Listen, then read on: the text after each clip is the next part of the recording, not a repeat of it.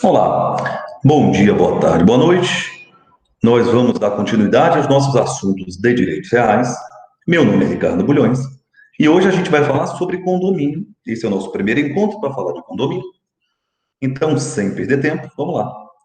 Vamos dividir a tela. E você já sabe, ao passo que eu vou falando, ministrando e escrevendo, é importante que você também escreva para que você possa sedimentar melhor o conteúdo na sua mente. Perfeito? Vamos lá.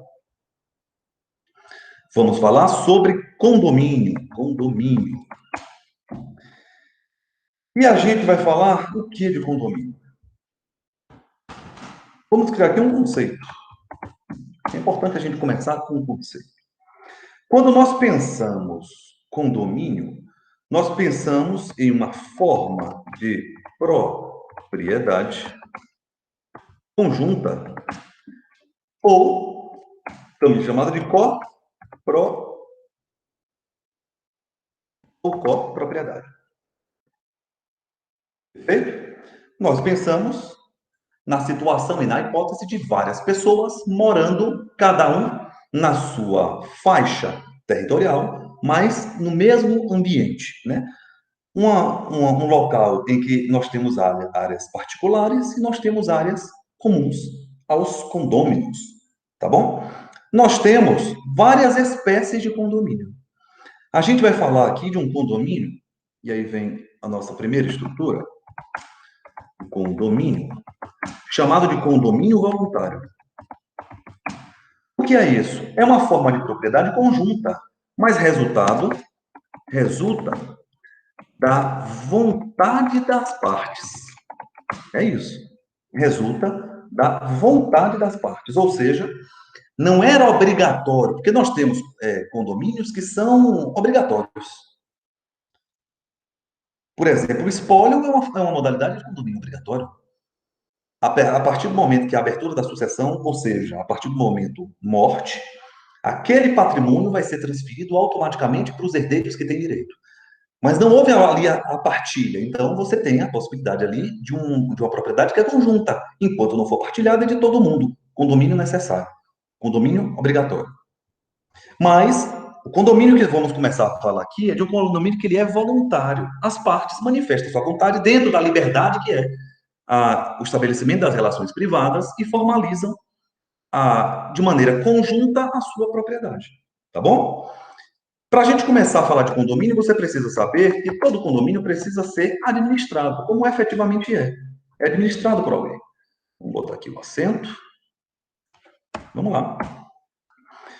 Então, vamos falar de administração do condomínio. Todo condomínio, você vai botar, precisa ser administrado. As regras atinentes à administração do condomínio estão previstas ali no artigo 1323 a 1324 do Código Civil. Perfeito? Quem é que escolhe o administrador? Coloque deliberação da maioria. Perfeito? Lógico, cada um dentro da sua cota parte vai deliberar e a maioria vai decidir quem vai administrar o condomínio. Então você precisa saber que precisa de uma administração, é deliberado pela maioria e essa maioria vai escolher o administrador. Esse administrador, ele possui direitos, ele possui deveres, ele possui atos, e inclusive do ponto de vista de responsabilidade civil, os atos praticados pelo administrador do condomínio podem ser penalizados. Perfeito? Porque ele possui um munus atrelado à sua atuação profissional. Tá bom? Vamos falar aqui agora e criar uma tabela. Eu adoro criar tabelas, porque quando a gente vai ver no Código Civil, nós começamos a perceber que, além de ser extenso, para você poder sintetizar tudo isso, dá trabalho. E esse trabalho eu estou diluindo aqui agora com você. Você vai criar uma tabela dos direitos e deveres dos condôminos. Condôminos. Significa dizer que cada um que possui a sua copropriedade, a sua parcela dentro daquele condomínio, quais são os direitos e quais são os deveres. A primeira coisa é o seguinte, vamos pensar aqui em direitos. Vamos criar aqui nossa tabela. Pensando em direitos... antes, isso é muito importante. Porque depois de cada ministração, é importante você ir diretamente no Código Civil, para que você possa ver o conteúdo da aula e tentar enxergar na legislação infraconstitucional. Aqui eu estou citando o artigo 1314 ao artigo 1322 do Código Civil. 1314 a 1322 do Código Civil vem falar ali, vamos botar os dois pontos, dos direitos e deveres dos condôminos. Então, bora pensar em direito? Tudo bem, existem áreas comuns e áreas particulares. Mas é legal você saber que todos podem usar conforme a sua destinação. Então, vamos botar isso enquanto direito? Direito à utilização em conformidade à destinação. Todo mundo tem direito a utilizar de acordo com a destinação do imóvel. Perfeito? Ricardo, eu já entendi, quando falei de direito de vizinhança, que tanto o proprietário como o possuidor têm direito a evocar a tutela do Poder Judiciário para resguardar de intervenções de terceiros.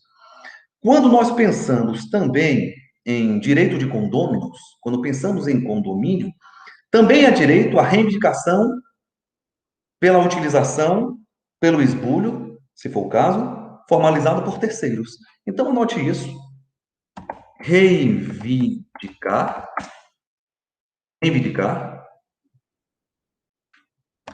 de terceiros também é reivindicar de terceiros também é um direito.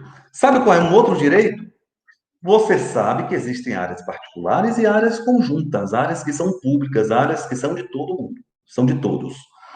As áreas públicas, ou também chamadas de áreas de uso comum, não podem ser alteradas. Então, bora botar isso, ó. Salvo por deliberação, claro.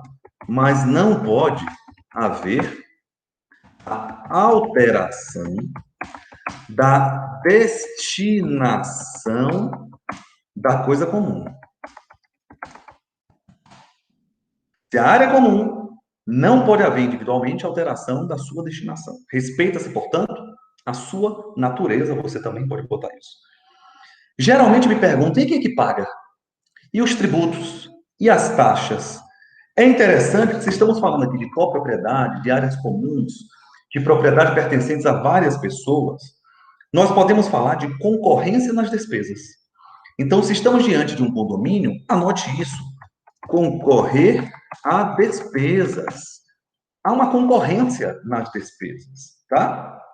Significa também, se a gente for pensar deveres, que não só concorrem do ponto de vista de despesas, é sempre o pagamento de taxas, né? Então, o salário do porteiro é diluído entre todos os condôminos, a luz é diluída entre todos os condôminos, porque todos concorrem ao pagamento das despesas, as responsabilidades também são compartilhadas. Então, bora botar isso? Responsabilidades compartilhadas. Nós podemos pensar aqui do ponto de vista de deveres. Responsabilidades também são compartilhadas. É interessante a gente falar também aqui do ponto de vista de direito. Porque, embora você não possa haver alteração da destinação da coisa comum, é lícito, e o legislador permite você dividir. Claro, respeitada cada parte de cada condômino, é lícito exigir a divisão da coisa comum. Então, bora botar isso, porque é um direito. Poxa. É lícito exigir a divisão da coisa comum. Também é lícito a exigência da divisão da coisa comum. E do ponto de vista de último direito, que nós podemos evocar aqui, existe entre os condôminos o direito de preferência. É lógico, se você for formalizar a divisão da coisa comum, aqueles condôminos têm preferência sobre terceiros externos. Então, o direito de preferência primeiro deve ser exercido e só depois é que você pode passar para que terceiros possam exercer o seu direito da compra. Essa é uma primeira início, é um início introdutório sobre condomínio. E eu vou finalizar aqui essa primeira aula. Me coloco à disposição para poder dirimir eventuais dúvidas nas redes sociais. Fortíssimo abraço, Deus te abençoe. Tamo junto, até a próxima aula. Vamos iniciar a próxima aula de condomínio falando sobre condomínio necessário. Forte abraço, Deus abençoe, tamo junto, valeu. Pera.